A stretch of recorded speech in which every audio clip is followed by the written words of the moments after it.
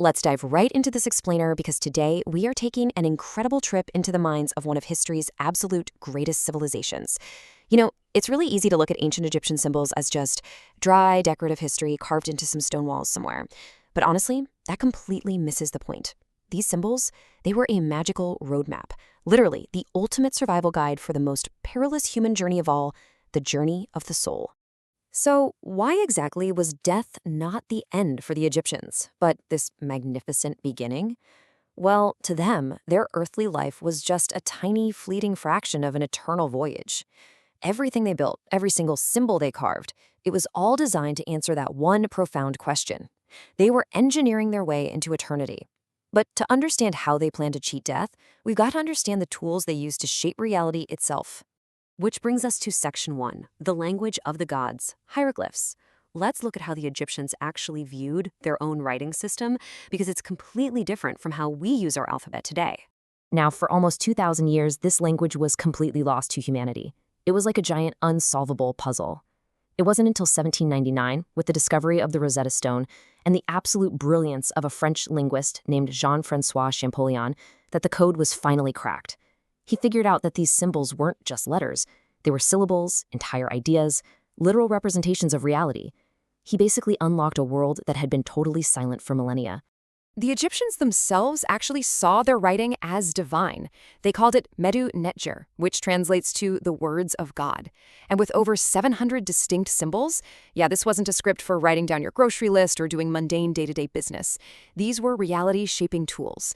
They intentionally preserved these intricate forms on temple walls and tombs because they believed they were a direct gift from the gods, giving supernatural power to whoever used them. All right, moving into Section 2, symbols of life and power. Because before a soul could conquer death, it had to master the mortal realm first. First up is probably the most famous of the bunch, the Ankh. You've definitely seen this around, but the key thing here is that it wasn't just a cross. The Ankh was the literal breath of life. It symbolized the perfect union of opposites, male and female, heaven and earth, Isis and Osiris. In ancient art, you'll constantly see gods holding an Ankh right up to the lips of a pharaoh, like they're literally breathing eternal life into their physical bodies. It was the master key to existence. Next, we've got the Djed. This pillar-looking symbol is known as the backbone of Osiris, the ruler of the underworld. It stands for absolute strength and unwavering stability. And what I find so fascinating is how practically it was used. A Djed column was often painted right at the bottom of a coffin, perfectly lined up with the deceased person's spine. Why? So that in the afterlife, their soul could literally stand up, strong and stable, and just walk right out of the grave. Then there's the Was scepter. This is that staff topped with the head of a canine, and it's the ultimate emblem of absolute power and dominion. Now, when you combine the Ankh, the Djed, and the Was scepter, which the creator god Ptah actually did, you get this ultimate cosmic force. It represents everything you'd need to shape the earth below and hold up the sky above. Together, they were basically the ultimate toolkit for ruling the universe. Section 3, Death and the Underworld. Mortal life obviously ends, and this is where our story crosses a pretty terrifying threshold into the realm of the dead. The Egyptians called this underworld realm Amenta. Visually, they represented it by the horizon where the sun sets on the west bank of the Nile. Every evening, the sun died in the west, so they buried their dead there to mirror that massive cosmic cycle. But entering Amenta, you couldn't just die and hope for the best. You had to undergo some incredibly intense, meticulous spiritual and physical preparation. Crossing over required literal steps. Step 1, you had to preserve the Ket, the physical body, through mummification. Without the Ket surviving, your soul would be completely untethered, just lost forever in the dark. Step 2 was removing the rapidly decaying vital organs and protecting them. And Step 3 was the magical awakening of that preserved body in the underworld. The body wasn't just an empty shell, it was the anchor for eternity. To protect those extracted organs, they used canopic jars. Carved from limestone or pottery, the lids of these jars represented the 4 sons of Horus, providing ultimate divine protection.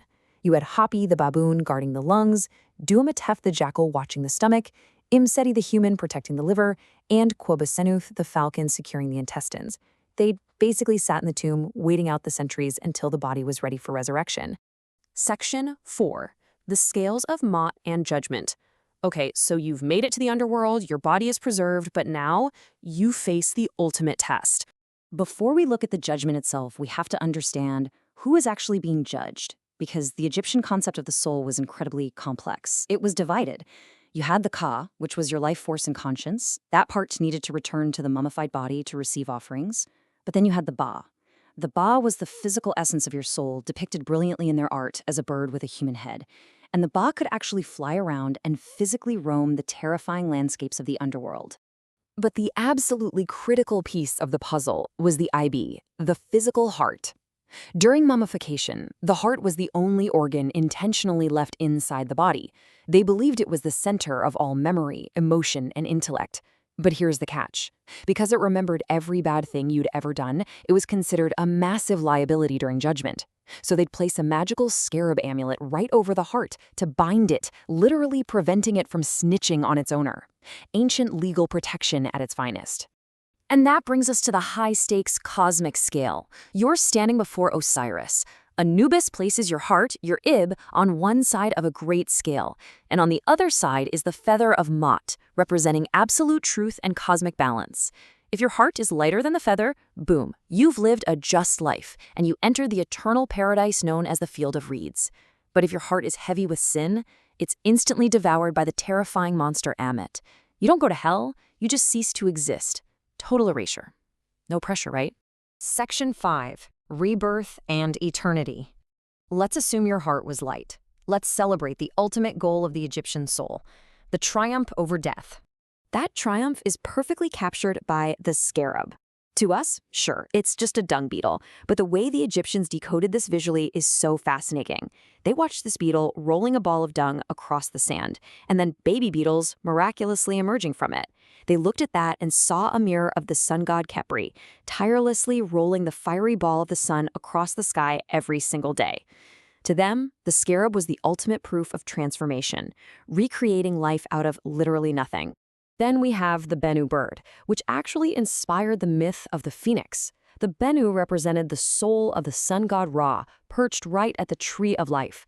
The myth says that this bird would be consumed by fire every evening, only to be miraculously reborn from the ashes with the sunrise the next morning. It's just a stunning visual metaphor for the continuous, eternal cycle of creation that the resurrected soul was now a part of. And finally, we arrive at the Ouroboros, a serpent endlessly swallowing its own tail. The very first appearance of this symbol in history was actually found inside King Tutankhamun's tomb. It perfectly sums up the entire Egyptian philosophy of existence. Time isn't some straight line that just runs out. It's a loop.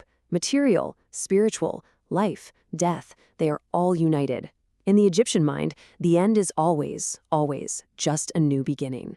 Which leaves us with a really provocative final thought. The Egyptians spent their entire lives carving their hopes and fears of eternity into stone using these magical symbols, right? Well, take a look at the modern symbols we use today. Our logos, our emojis, our digital icons. What are those going to tell future civilizations about our relationship with life, death, and what we value? Will they see a society hoping for eternity or something else entirely? Thanks so much for joining me on this explainer. Keep wondering, and I'll catch you next time.